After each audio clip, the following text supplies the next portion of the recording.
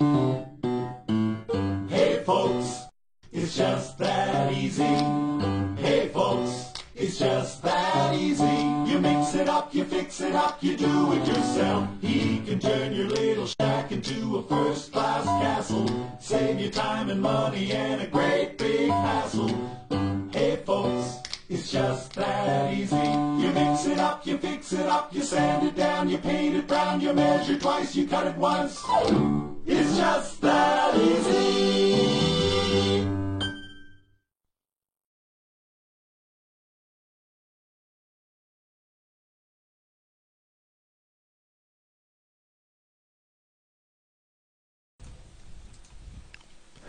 Welcome to the Ask Shell webcast. If you notice, I'm not Shell Buzzy. My name is Michael Gibson. I'm the general manager of Shell Buzzy's House Smart Home Services.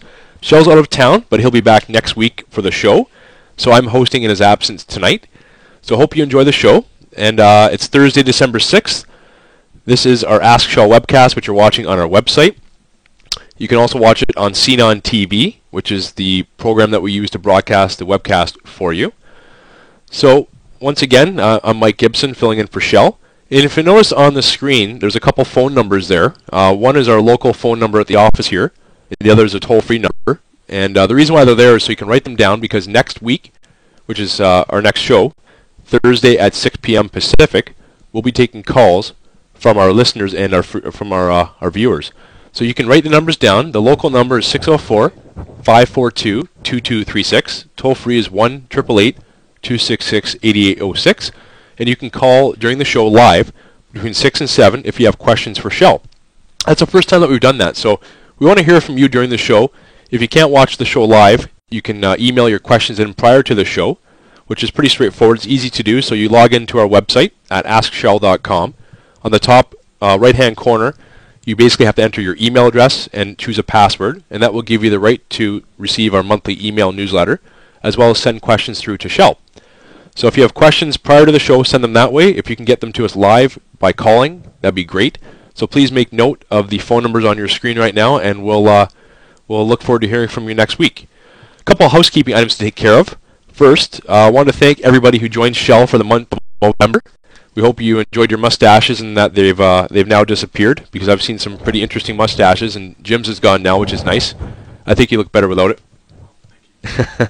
And hopefully you were able to see Shell's updates on Facebook and Twitter, and also our Movember page to watch his progress in how he grew his mustache. And I haven't seen him since he's been back yet, so I hope he still has it. I thought it looked pretty good on him, but I'm not sure. So we'll see when I catch Shell in the morning at the office tomorrow.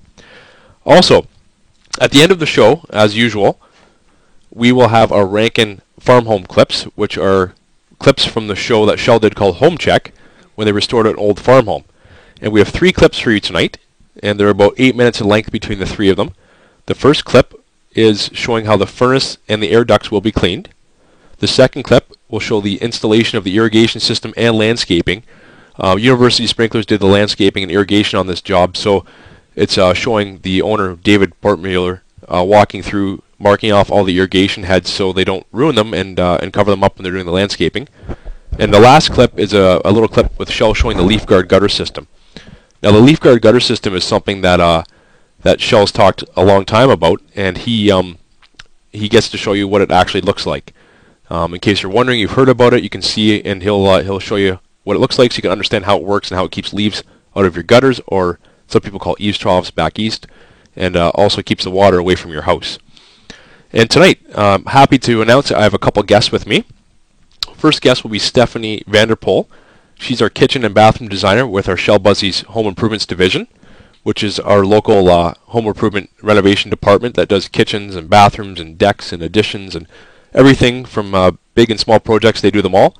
And she'll be with me to discuss kitchen and bathroom renovations, how to choose cabinetry, countertops, the process that you'd follow. Because a lot of people call the office and they have no idea where to start. And this will help you, I guess, start with your projects around the home. So hope you can stay tuned for that. Secondly, our guest is from BC Hydro. It's David DeJager. Now, David's been on the show a couple times with Shell. Recently, I guess most recent was about the spring of this year. And he's a senior engineer with BC Hydro. So he'll be talking about smart meters, what they are, how they affect you. I know it's been a hot topic around this area, and we'd like him to be on the show to educate you as to what the purpose is, how they work, address any concerns that might be out there with people, because we've heard them, and I'm sure you've heard them in the media. But he'll be on the second guest of the show, so probably about 6:30, 6:40, David will be with me. A couple other items. We still have our children's tool belts. We have under 10 left. If you watch the program right now, you'll see in the corner of the website there's a video, and that's Shell showing the tool belts. And he walks through piece by piece what they are, what they do, and also physically showing you so you can see how great they are. It's real tools, just made for smaller hands of children or anyone else that would like to use them. And they're $49.95 each, plus shipping and taxes depending where you live.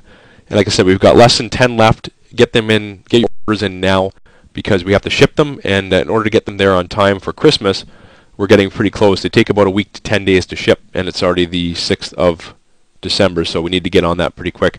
Anyways, 10 left. If you want to order them, give us a call at the number on the screen, 604-542-2236, or 1-888-266-8806, or you can go to our website and email us that way as well. But like I said, get on it because we only have a few left, and quantities actually are limited, so please order them if you want them so you're not disappointed.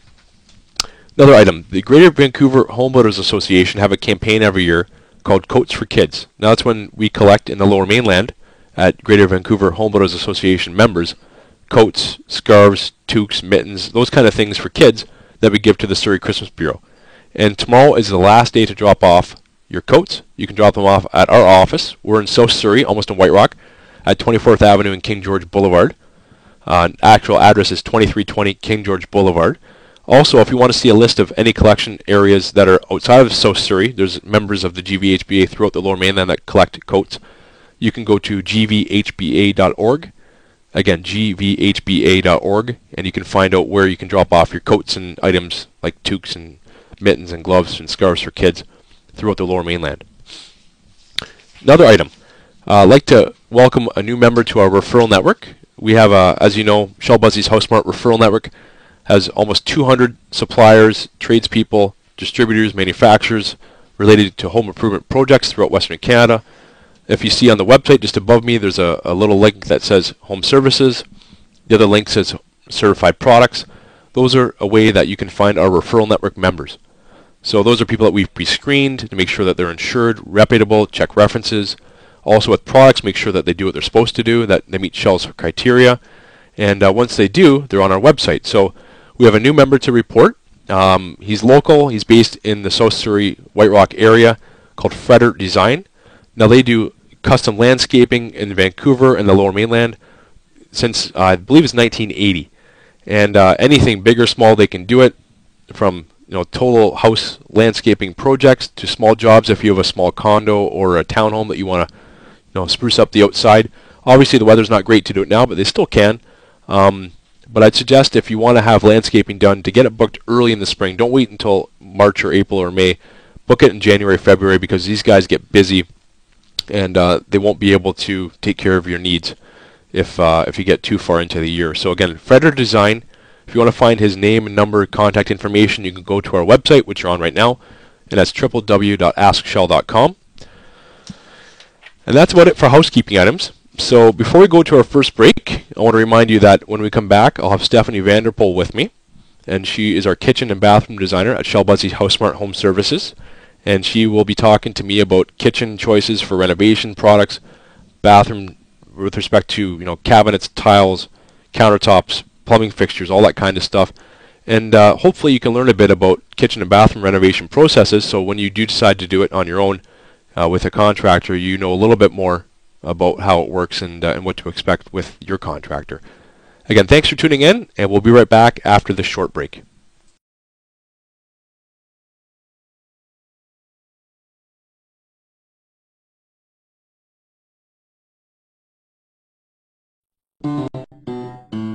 Hey folks, it's just that easy. Hey folks, it's just that easy. You mix it up, you fix it up, you do it yourself. He can turn your little shack into a first-class castle. Save you time and money and a great big hassle.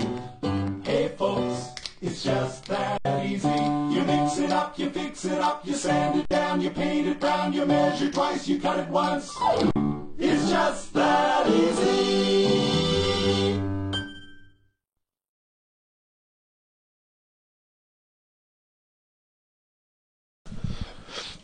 So I'll probably look at you more than the camera, just so you know. Yeah, if that makes you feel better.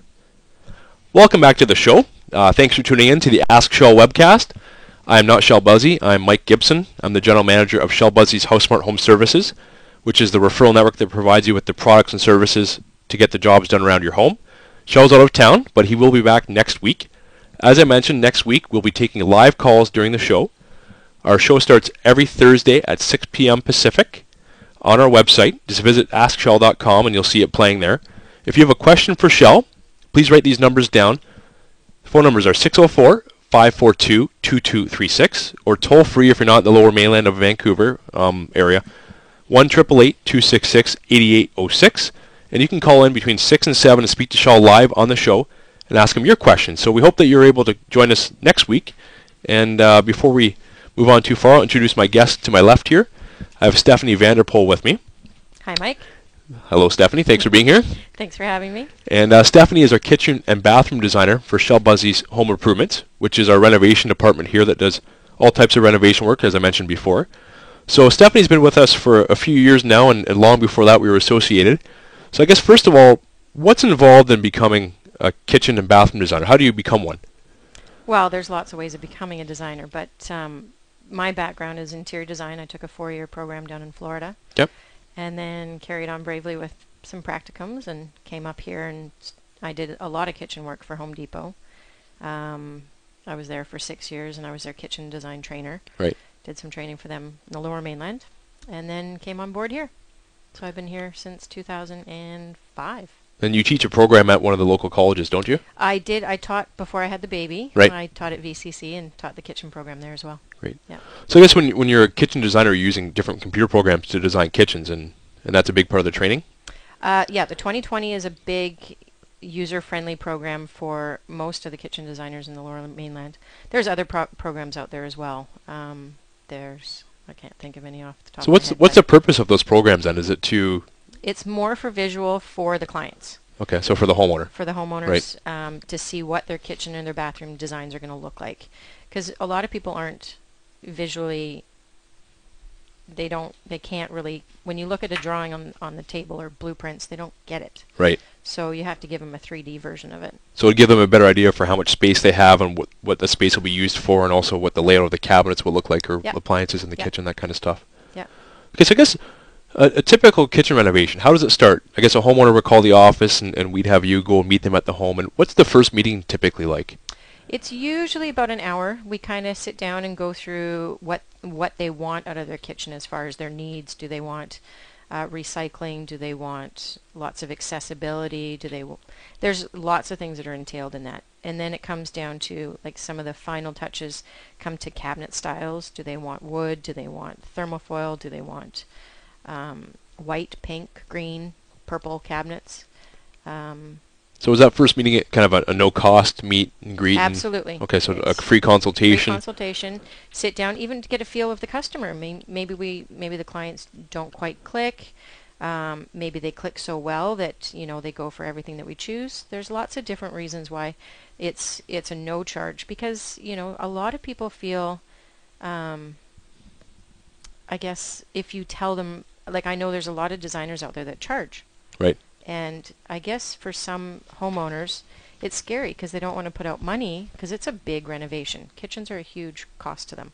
So when you sit down and go through the process with them, it gets kind of scary for homeowners. So it's nice to be able to sit down and just keep them calm. So I guess the first meeting is kind of a meet and greet to get to know what they'd like, and at that point you discuss budget, so what they'd like to spend on it. We like to talk about budgets, but those are scary for people too. Right. People really are afraid to let you know what they want to spend, because sometimes, kitchen renovations can range anywhere from $20,000 to who knows. Yeah. I mean, the sky's the limit for tastes and styles, and so really, you kind of want to grasp that, maybe they don't want to spend $50,000, but they might want to spend $30,000. So or I guess even 10. I guess okay. So after you've met with them and determined that their budget's within what you're able to do within the scope of work, what's the next step? So you've determined that they have a budget. This is what you can do within that budget. Do you then put together the drawings for them and help them choose fixtures and different things like that? Yeah, so then the next step is just putting a design together and making it work for their budget, and talking about different products from countertops to backsplash tiles to sinks and faucets and lighting. And So if they want to choose those items themselves, which I'm sure they want to see it before they purchase it, where do you send them to? Do you send them to a local supplier to look at different samples? with customers, usually I like to bring it to them, because Okay. then that way, they don't feel overwhelmed at all these stores. If you send them to all these stores, they're not sure what to do or what to choose. So I like to bring their samples to them. Now, what about granite? Do they get to go out and see the whole slab of granite? Because I know the one issue with natural stone items is that they're not consistently the same pattern or color throughout because they're natural. So you might see a little 2-inch sample of it, and it may not look the same throughout the whole slab. So Absolutely. for granite, they get to go see the whole slab of granite they'd be buying? Yep. Yep, they get to we'll send them out to different places, but that's farther down the road, Right. We want them to kind of get a feel for what colors they're looking for, and once they choose those, then we'll send them out Okay. and pick the big granite slabs or All the neat stuff. yeah. I guess another item with kitchen renovations are the appliances. So people want to know, they probably look for your suggestions. I guess depending on the space they have, it might change the kind of appliances they can purchase. Well, typically I like to tell people to go out and pick appliances first, because Okay. fridges especially are a huge variation in sizes. So we can't really design the kitchen around, we can't design the appliances around the kitchen. We have to design the kitchen around the appliances. Right. So stoves, fridges are the big things that we like them to pick out first. Okay, that makes sense. Now, I guess and you send them to a local place around here too to look at the appliances? Typically Trail appliances Good. we use. Yeah. Good. That's good to hear. Trail Appliances is part of our referral network too, so that's nice that you're able to support them that way. I guess I have a question here that came through the website. This is from a customer through the Ask Shell website. Is they want to explain good, better, best when it comes to selecting your countertops. So how does one go about choosing the type of countertop they would choose for their kitchen, for their countertop there? Again, it depends on budget. Right. So of course, the good countertops would be your typical Arborite laminate countertops. Very durable, thousands of colors to choose from. So there's never really a bad reason to go with it, except it's not the trend. It's very good countertops as far as long lasting, if they're maintained properly. Right. The better countertops would be your stone, your granites, your Marble. marble, cultured stones, and then when you go to the best, you're looking at the quartz, Which is the man-made material. which is the man-made material, and lots of colors again to choose from, but it's good, better, best in price as well. So can you explain, I guess, the difference between, for maintenance of the natural products like a granite or a marble versus the quartz or silestone or those kind of countertops? With your granite countertops or your natural stones, there's always going to have to be resealing. And typically we like to say you should be resealing your countertops every 6 to 8 months, Right. which is, I typically tell customers to do it every time they change their clocks. Okay. So every 6 months or so forth, you would just get a sealer, which is very easy to do. You can get the sealers at Home Depot or any kind of tile place or stone Ames. place or Ames. Yeah. And just basically wash it on with a sponge, take the dog for a walk, come back and wipe off whatever didn't penetrate into the stone. Yeah, and sometimes people call the office and they worry about having a red wine stain on their countertop. And they didn't know they had to seal it.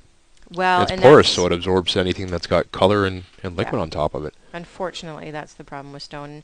A lot of people out there aren't told that they have to reseal their countertops. Right, but that's not an issue with the man-made materials such as silestone and quartz, or is it still?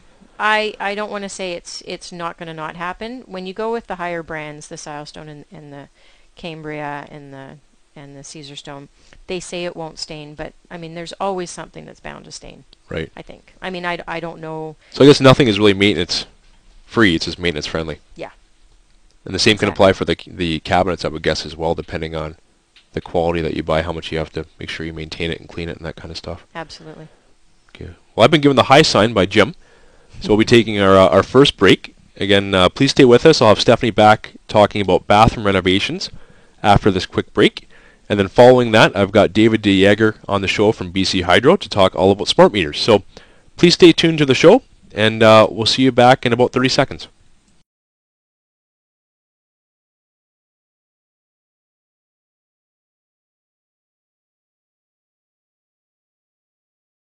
Hi, Shell Buzzy here for my Shell Buzzy's Home Improvements. Right now is a perfect time to talk with our full-service home renovation department. They're the experts with kitchen and bathroom designs and renovations, additions, basement suites, and all exterior repairs. Projects big or small, folks, we do them all. Folks, my name, Shell Buzzy, assures you the job is being done right. Call us at 604-542-2236 or online, askshell.com.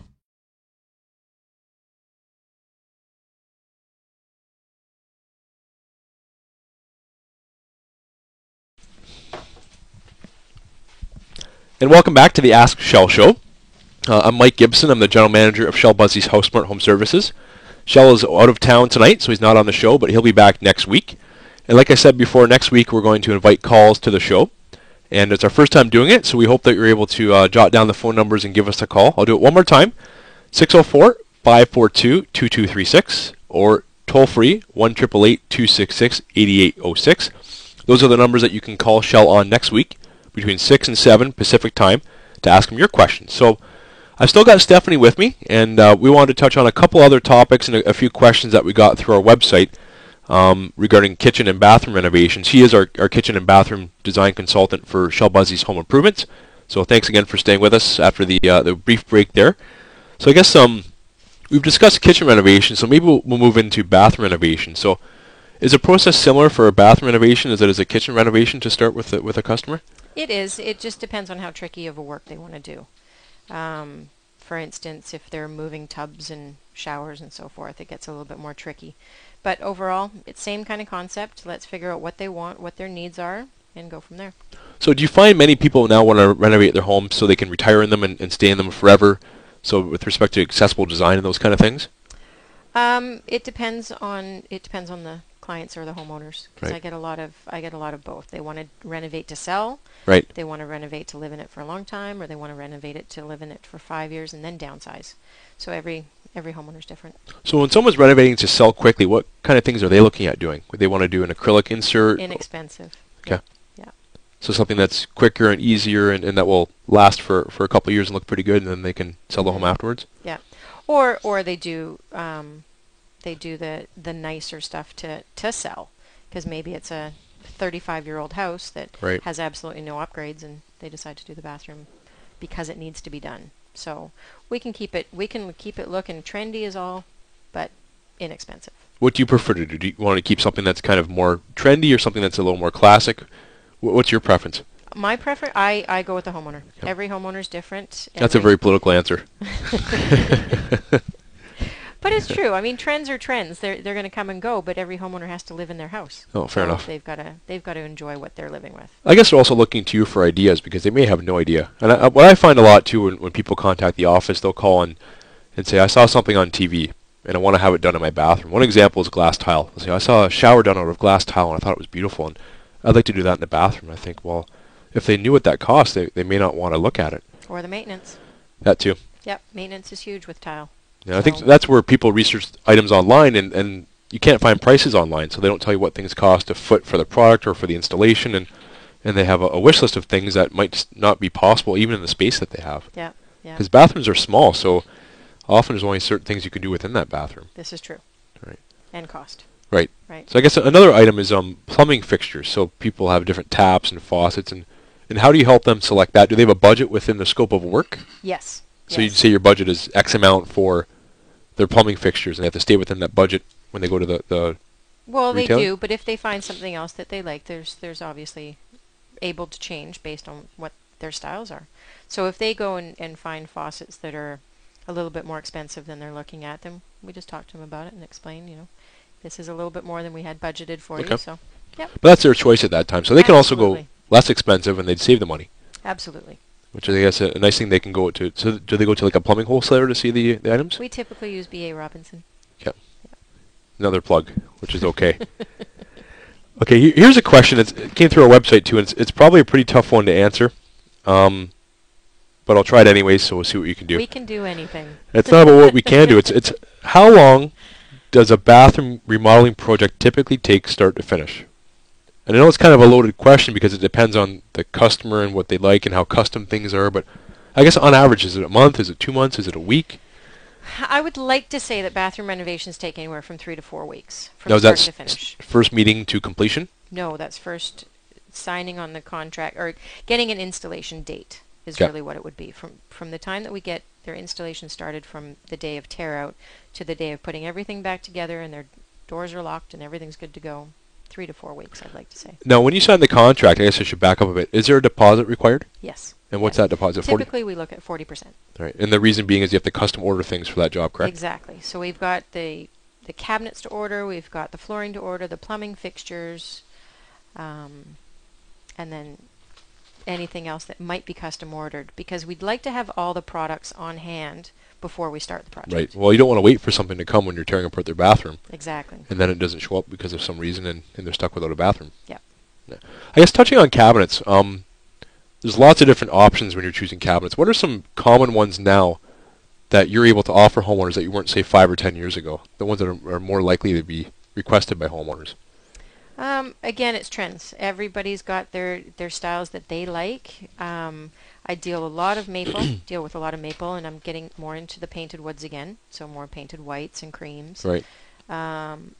We do a lot of the dark finishes still, which are a trend that's been going on for quite a while. We've also been using quite a lot of plywood boxes. Now, why would somebody choose a plywood box over is typical MDF? Because they can. Yeah. MDF there's nothing wrong with MDF. It doesn't off-gas. Well, certain companies don't use off-gassing materials anymore because of Right. allergies and so forth. But they do offer, the companies that we use, they do offer an eco box, which is Okay. very eco-friendly, and then the plywood boxes, which are much more durable in the sense if there's a leak or anything like that. But once the cabinets are placed on the walls, they're all good cabinets. Now, what about the closing mechanisms? It's funny, when I have friends come over, sometimes they'll slam my drawers shut.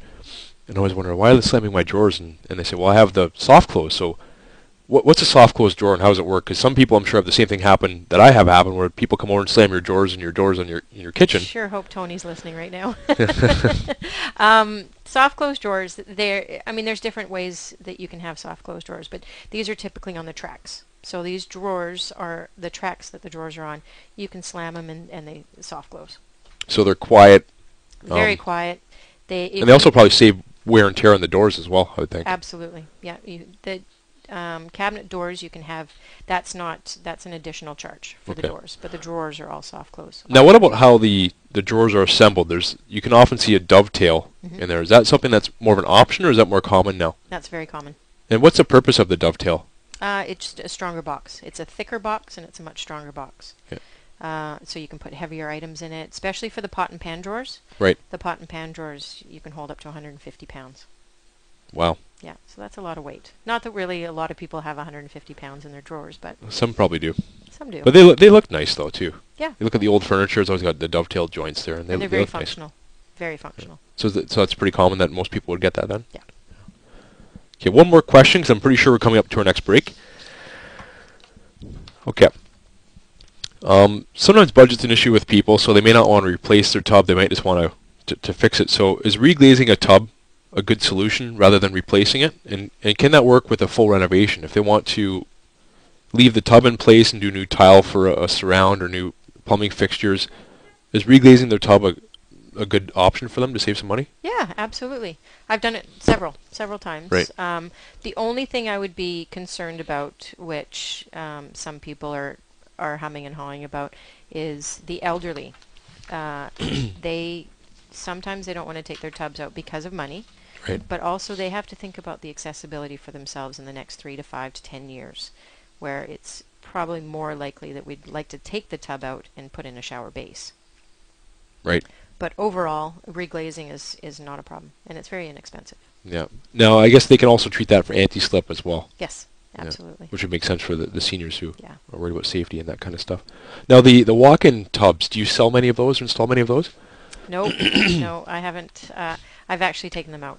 I've taken them out. I've had customers complain about them just because of the fact that They take don't a long time drain to fill? fast. Yeah, they don't drain fast enough, and they take a long time to fill. Right. So what did you put in their place then? Shower.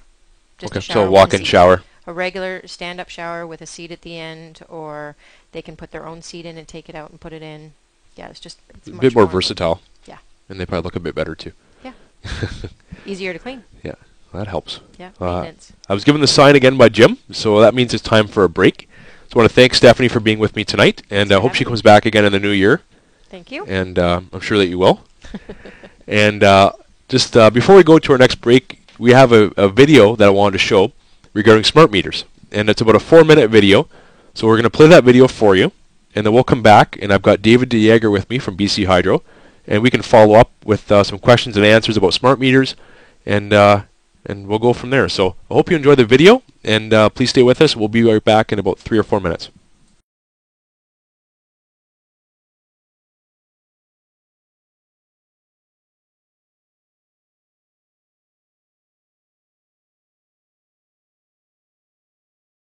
In BC, they take their energy conservation seriously. Yeah, it's important. It's for the future of like my child and future generations after that. We're very good with the lights. We only have the lights on in the rooms we're in, and we turn the heat down quite low at night. And many believe that smart meters are going to help consumers make even smarter choices. From what I understand is what they're supposed to do is help us manage the power grid a lot better, allow us to understand, the end user understand better ways of using it. I think they're a very positive thing because I think everybody should be aware of how much power they're using. With an in-home display like this, which gives near real-time readouts, consumers can monitor their power consumption or just log on through their computer and compare their own energy use to the neighborhood average. It's great. I think it's any kind of feedback that we can get back to ourselves as consumers and individuals and kind of see how we use it. I think it allows us a chance to change our habits, behaviors. The fact is, when it comes to BC's electricity grid, not much has changed in 50 years. The old meters are the electrical equivalent of the old rotary phone. And when you think of all the progress that's been made since then, from smartphones to high-def TVs and Wi-Fi, the grid is just about the last thing to catch up. The electricity system is kind of the backbone of what could be a very sustainable energy system in the future in BC, and making the system smarter and so that it can talk back to the utility, it can talk to the people in the home, it can give them more opportunities, and ultimately be the basis for a renewable-based energy system that doesn't emit carbon. That's a really exciting possibility for this province. A smarter, more efficient grid means less wasted electricity and greater savings, some $70 million over the next 3 years, which will help keep rates low. The smart grid also makes it easier to detect and prevent theft, something that costs BC ratepayers $100 million every year. To me, if they're able to catch bad guys that are doing something wrong and using, a lot of energy for things they're not supposed to be using, I'm for it. And it'll make detection of power outages easier, allowing BC Hydro to get the lights back on faster and more safely. Still, some consumers have been expressing doubts. Well, I'm not really sure about the smart meter because of the radiation from what I hear. We've read a bunch of information online, and I've listened to a bunch of different people talking on the radio, and I feel that I want to get some more information before we're forced to have a smart meter. But experts and Health Canada insist smart meters are perfectly safe, emitting only a fraction of what other wireless devices do. 25,000 studies worldwide. The majority of those studies have said there is no harm. The majority of governments, the majority of health professionals all conclude there is no harm. And most BC Hydro customers agree. I use a cell phone every day. I have a laptop on my lap every day. I'm not worried about wireless. No, I mean, I live in a digitally wireless connected world, so that doesn't really concern me. That's kind of the world we live in. It's a fact of life. Yeah, I mean, I embrace wireless. Are the health concerns any different than people who use cell phones? And is anybody gonna stop using a cell phone in the very near future? I think it's blown out of proportion. I don't have a problem with that. I would have a smart meter put in my home if eventually it's going to improve the system and hopefully down the road save me a few dollars.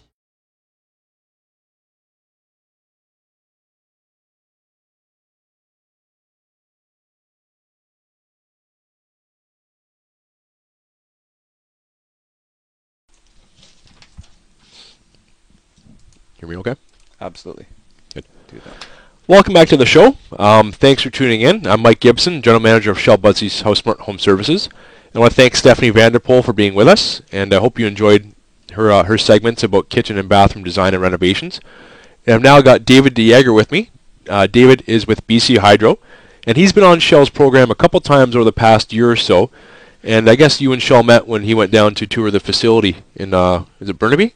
Yeah, it is. BC Hydro has our smart metering facilities in Burnaby, and we brought Shell into the laboratory to show him all the cool things about our program. I remember he came back that day, and he was really impressed with everything down there. So I guess before we get too far into it, can you explain what is a smart meter and what does it do and how does it work and all that kind of stuff? Just in case I can't assume people know, because some people may, some people may not. So we'll start from scratch. Yeah, great question. I mean, when you look at the meter on the side of your house, it's round.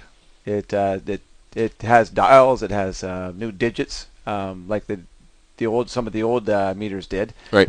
We stopped replacing the old electromechanical meters, and we started using solid-state meters. So the old meters on the sides of your houses that have the dials that go around, they stopped manufacturing those a while back, and we started using digital meters. Okay. And then from digital meters, we moved over to the smart metering world.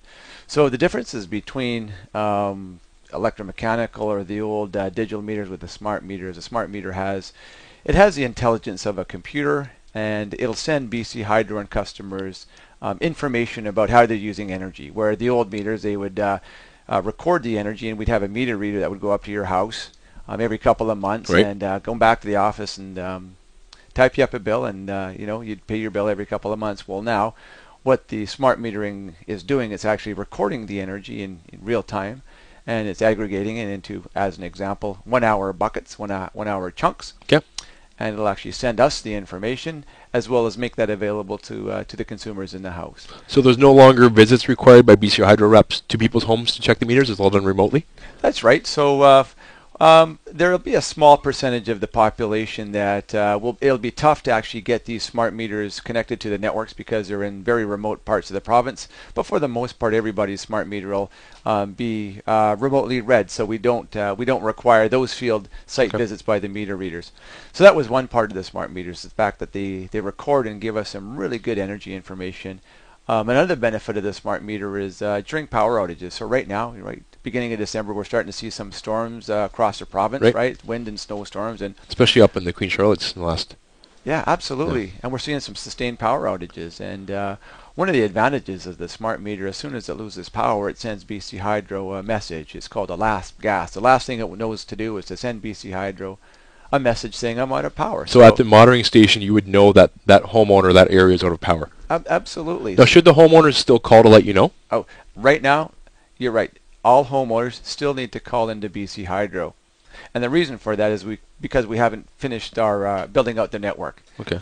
So this time next year, we'll have all of the network components fully built out and all of our systems integrated, where the meters will be able to send the Hydro Restoration Center these messages. But we still want customers to phone us and let us know when they're out of power. 1-888 power on. I was going to ask you if you knew the number. 1-888 power on. And before we get too far, if there's any of your listeners who want more information about our program, I'd request them to log on to bchydro.com/smartmetering, and we've got a lot of good frequently asked questions and all the answers there.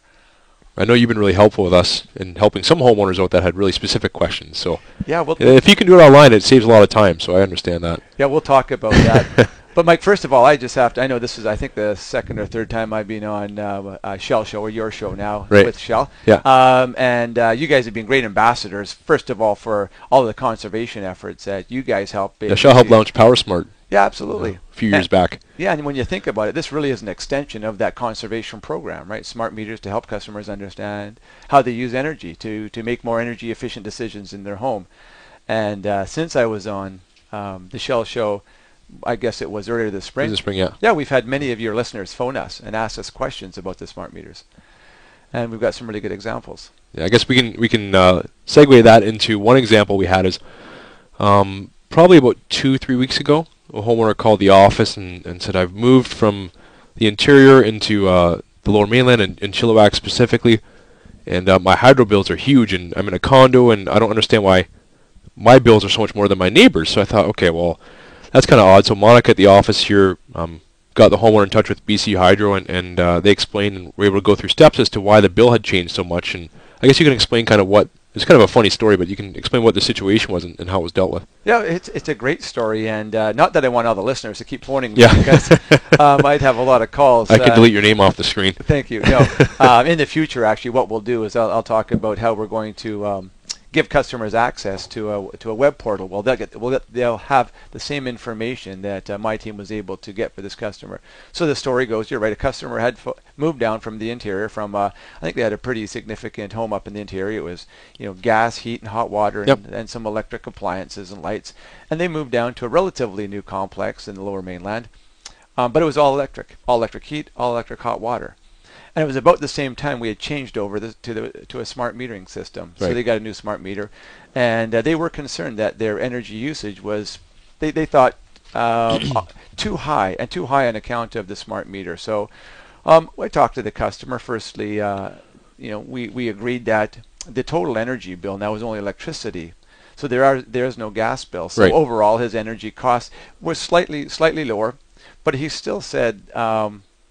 The energy cost compared to other neighbors, the neighborhood average, seemed a little high. So we started having a little a dialogue in terms of what kind of appliances he had in his home, how he's using his appliances, certain things that different people actually how they use electricity, and we soon realized that he had an issue with his hot water tank. His hot water tank wasn't cycling the way it actually should be. So he started cycling his hot water tank. We ran some more meter data from a smart meter, provided him with the data, and sure enough, it was a faulty circuit between the coils. It wasn't cycling correctly. So his energy was going there rather than actually heating the water that he was using. Absolutely. So once he changed his hot water tank out, we ran the smart meter data for another week, and sure enough, his energy bill was lower than his neighbor's. And now you could see that hour by hour, correct? His usage? Right now, we can see that hour by hour. We've got a pilot where some of our customers can actually see that through the web portal. And in the springtime coming up in 2013, customers could log on to the web portal and see their smart meter data the same way this customer had seen his once we sent him the data. Well, we have to take another break, but we'll come back and talk a bit more about the new portal program. That sounds pretty interesting. So please stay with us. I'll have David DeYager with BC Hydro with me after the break, and we'll be back in about 30 or 40 seconds.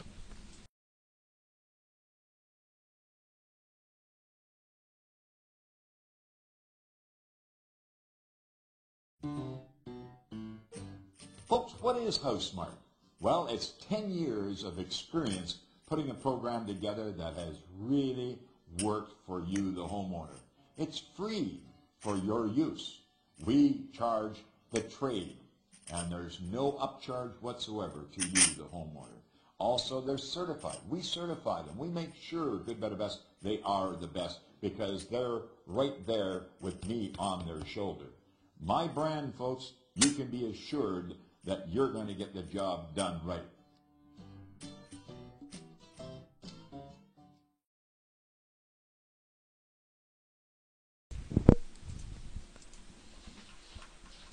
Okay, welcome back to the show. Once again, I'm Mike Gibson, filling in for Shell Buzzy. I'm the GM of the HouseSmart Home Services Referral Network. And Shell will be back next week on the show, which is next Thursday at 6 p.m. Pacific on our website, askshell.com. And I've still got David DeYager with me. He's with BC Hydro, and we're talking smart meters. So I had a couple of questions I wanted to ask him about smart meters. So I guess, can you give me an update regarding smart meter installation? How many are done? How many are left? Because I know you started, was it about a year ago? Yeah, we actually started in July last year. So we've been at this for about a year and a half now. Yeah. And what I'll do is I'll actually compare that. A lot of your listeners phone in for home renovation questions, or I'm building a new house. So let's compare our program to building a new home. So our house is built for the most part, drywall's in, paint's going on, and the tenants have moved in. But we still have some furnishings. We still have to hang that. The TV, the LED TV, LED, not plasma, right? Power Smart TV over the fireplace, and put a rug down in front of it. So a few furnishings for the tenants. What that means for our program is we're proud to say that we've got over 1,000,007 meters installed of the approximately 1,000,008 meters customers that we have in the province. So we've just got over 100,000 meters to complete our entire program. Our network, I would say, is probably 60 to 70% complete. What that means is once the network is completely built out, all of the smart meters will be able to report their data back into BC Hydro and will be able to make that available to customers. So once we get all the furnishings in, then we're going to be able to afford all of our customers all of the benefits of our program. By the time December 31st is here, we should see up to 1 million customers who have been converted over to automated billing from our smart meters. As I had mentioned, in the springtime, customers will be able to log on to the web portal and start to enjoy the benefits of seeing their daily or their hourly energy So all they'd usage. have to do is register their account on the Hydro website, correct? That's right. Okay. Yeah. Now, I had a question for you, too. I think I heard this from somebody else at BC Hydro, but you've installed those many meters, and there's concern that they may not be accurate or might be errors. How many bill adjustments have you had to do at BC Hydro? Oh, I don't know the exact number. I think it was less than 10. Yeah, it's been a very, very, very small number. These meters are very accurate, and they have to be accurate. We're obligated under certain regulations. Measurement Canada obligates BC Hydro to make sure these meters are accurate within tolerances, such as a gas pump has to measure the quantity of the liters of gasoline that you actually pump into your gas tank. So very strict guidelines. Okay. Now, I guess some people were concerned about, electromagnetic frequencies or radiation from the meters, and I guess, is there any merit to those concerns, or how can you explain that or make people understand a bit more with respect to what kind of exposure they might have to certain things they may not want? Yeah, we get that a lot. We have a lot of questions coming into our call centers with customers who are concerned about radio frequency, and the best analogy we can give is that the meter itself transmits and receives data no more than 1 minute a day. Okay. And so if you think about that, over the course of 20 years of the smart meter data traffic, that equates to a 30-minute cell phone call. So 30 minutes on your cell phone is 20 years of data by a smart meter. And there's agencies such as Health Canada or the World Health Organization has said wireless smart meters are safe. Okay. Now, I guess if someone's really concerned and do they have an option? Can they move the smart meter? Absolutely. Right. Absolutely. So one of the options, if at their request, they can have their smart meter moved at their cost. Yeah, right. And take that out of the equation. Well, I had a call into the office maybe 2 weeks ago from a homeowner that was concerned, and that was the option. They said they could move it, but they had to pay for it. And so, well, if that's the policy, then that's what you can do if you don't feel safe with it. But there's lots of information that shows that they are safe. Yeah, and I would welcome customers to log on to the website, and we've got a lot of really good information about the safety aspects of our meters, privacy issues, radio frequency, etc. So please do. www.bchydro.com/smartmeters. Now, another question is, I guess backing up, you mentioned automated billing. So what does automated billing mean? Because I get a bill every 2 months from BC Hydro saying this is your usage, this is your usage last year, here's how much you're paying, and I guess how is that different from automated billing? 'Cause I'd consider that kind of automatic. Well, it is, except for we have to send the meter reader. So there's a manual process to actually go and collect the meter data, bring it back to the office, and there's certain times of the year where some meter readers can't get into certain territories, right? You might have snow conditions or a tree comes down, whatever the case may be. Well, our smart meters are actually sending BC Hydro data every day. Yep. So we're really not going to see estimates going forward. So that's how you're billing before, is based on estimates of what the usage should be or was last year, and if you couldn't get to them? Only but now it's exact? That's right. Only if you couldn't get to them would we build the estimates. Okay. Yeah. Now, I guess we have a few minutes left, so I want to talk about the portal. So if people want to sign in to use the portal, which is a feature on the BC Hydro website that's coming, they need their account number, their address, their name, set up an email address with that account, and then they can do anything they want on the website, or they can check their bills and look at their hourly usage. Yeah, absolutely. That's a free feeter? It is. Yeah. So you sign on, you authenticate yourself, similar to how your listeners sign on to your website here. Go into the web portal. You'll be able to see your hourly usage. You'll be able to see the current costs and the projected cost for the bill cycle you're in as well, depending on how you're actually using energy throughout the month.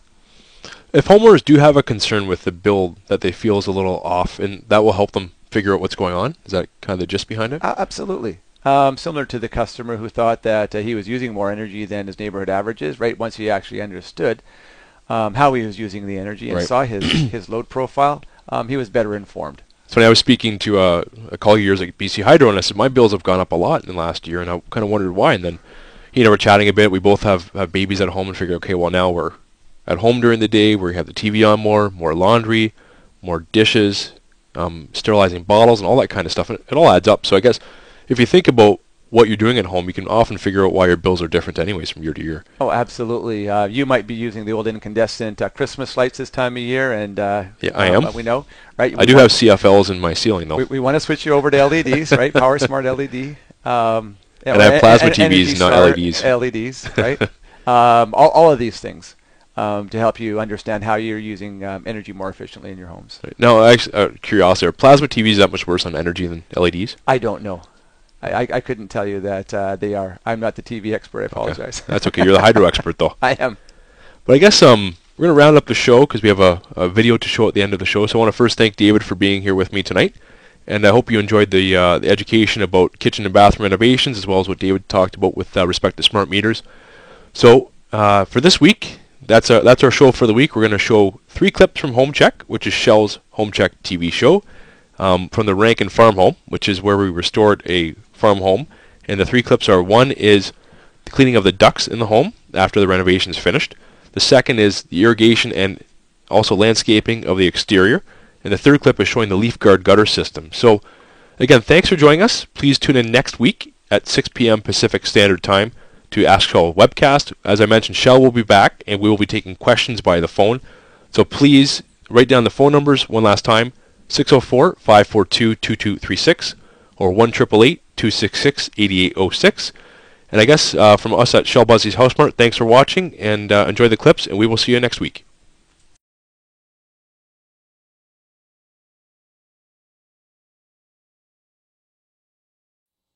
Boy, I tell you, talk about dust in new construction. And you know, folks, that's what we're going to be talking about today, is dust in that heating system.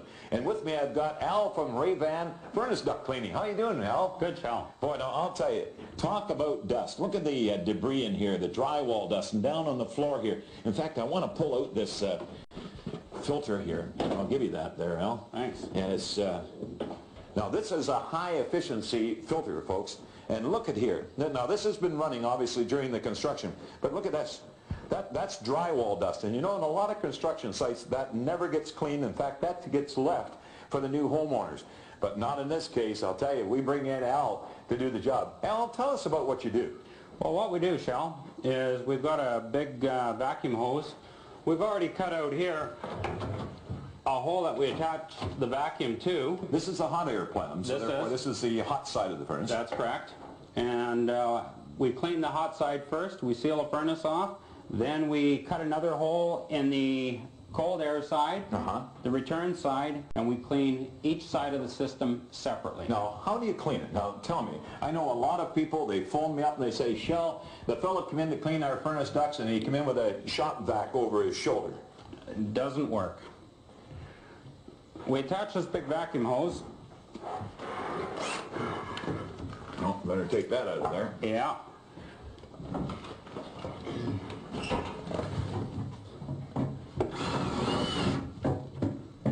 Up to the main plenum. So then what we do is we start out by cleaning all the secondary runs on the hot air side. Right over here, Al. Let's see. Okay. Now this little plastic round ball on the end, it's got holes in it. Yes, it does. Okay. They either come in 6 or 12 holes. They come in either plastic or aluminum, these bulbs. Okay, now this gets obviously shoved down the duct, is it? That is correct. This here has the holes pointing forward, which it's hard to see them, but they're right on the top here. So it fans out on a 45 degree. Okay. So with the vacuum running, what we do is we insert that into each duct one at a time, and we pressure clean each artery. Right, okay. So, and now what sort of pressure is coming through that? 210 psi. Wow, okay. So there's not going to be much hanging on up in cat hair, dog hair, lint. It's gone. Construction debris. It's gone. It's history. There's nothing left in the system. And it all comes back into the big black pipe. Correct. That goes out to the street, to where your trucks are. Out to the truck. What happens with the cold air? With You the use cold the air? same sort of nozzle? With the cold air, what we do there is we enter each run at where the vent is. We cut, again, the holes in the cold air return side, and we have these units here that have the reverse holes on them. Oh, so it blows back the other way then? It sucks back the other way, so if we have the pipe here where we're hooked up with our suction, right, and the main plenum runs 40 feet the other way, we go in with this and it air scrapes that complete ducting, whether it's rectangular, round. I like that term you say, air scrape. So that's Yes. really what it's doing. The pressure of the air is scraping the inside of It the duct. scrapes the inside of the pipe clean, and we just use the vacuum to take it out of the house. Okay, now the average number of registers and cold air returns in a home, how many would there be? Approximately 15 on an average size house. And what are we talking cost-wise? Around the $300 mark. So starting around $300 and up, depending on the size of the home. One of the things I want to stress as well, Al, to the homeowners that certainly will be interested in this type of cleaning, is the number of cleanings that should take place over a period, say, of 10 years. I know I quite often say it should be done every 2 to 3 years. Well, with the way that we do it here, and those pipes are air scraped, they are actually cleaner than new. And they're on an average 3 to 5 years. 3 to 5 years, so I was bang on there. Yeah. Now, homeowners, when they hear you, you cut a hole here, you cut a hole there, but when you leave, they would never know you were there. The only thing that they're going to see are these plates. They have a gasket on the inside. Right. We put them back up over our hole. We put in 8 screws. They're sealed tight. And that's on the duct, so therefore it's not going to look one bit different than what it did before. No, it's not. Al, And we're going to know that the inside of the pipes are clean. We have an infrared camera and TV that we can put in so there. you can actually put an infrared camera down there and see it right on the monitor as to... We can show every homeowner that it is dead clean. There isn't a dime left. So it doesn't matter if they're under concrete floors, overhead, or in the walls. You can show them what's in there. You bet. I got to say, Al, you do one heck of a job. Yes. Thank you very much, and I'm going to watch as you continue on here, but thanks for coming out and cleaning, because we want this home to be clean for the new homeowners. It'll be dead clean. Thank you kindly. Okay.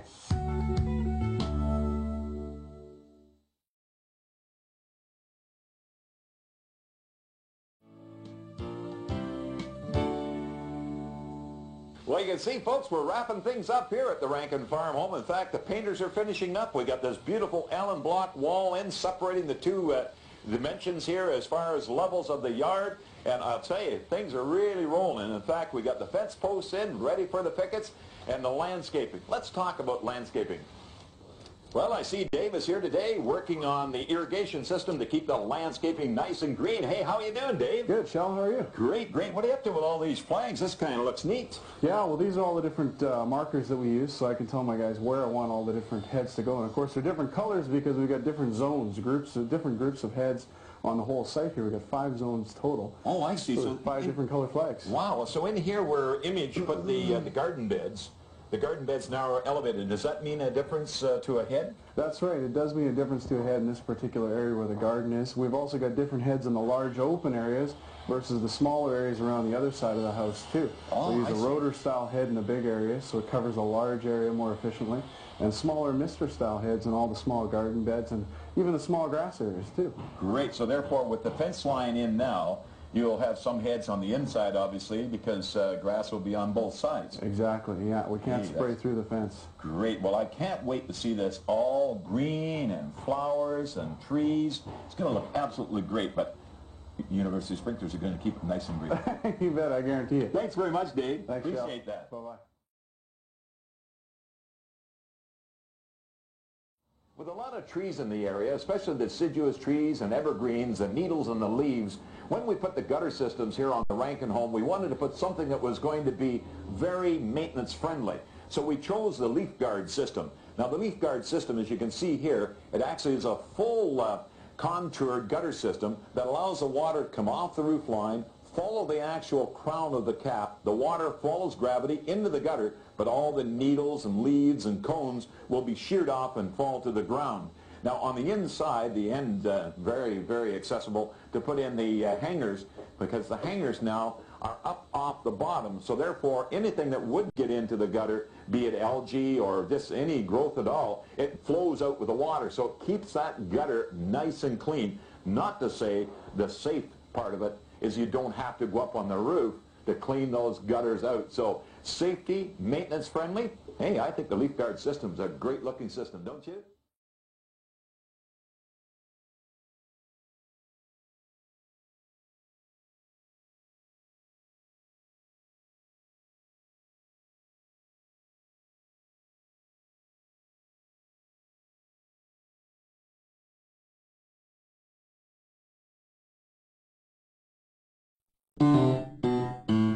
Hey folks, it's just that easy. Hey folks, it's just that easy.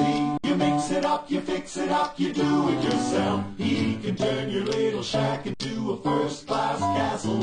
Save you time and money and a great big hassle. Hey folks, it's just that easy. You mix it up, you fix it up, you sand it down, you paint it brown, you measure twice, you cut it once.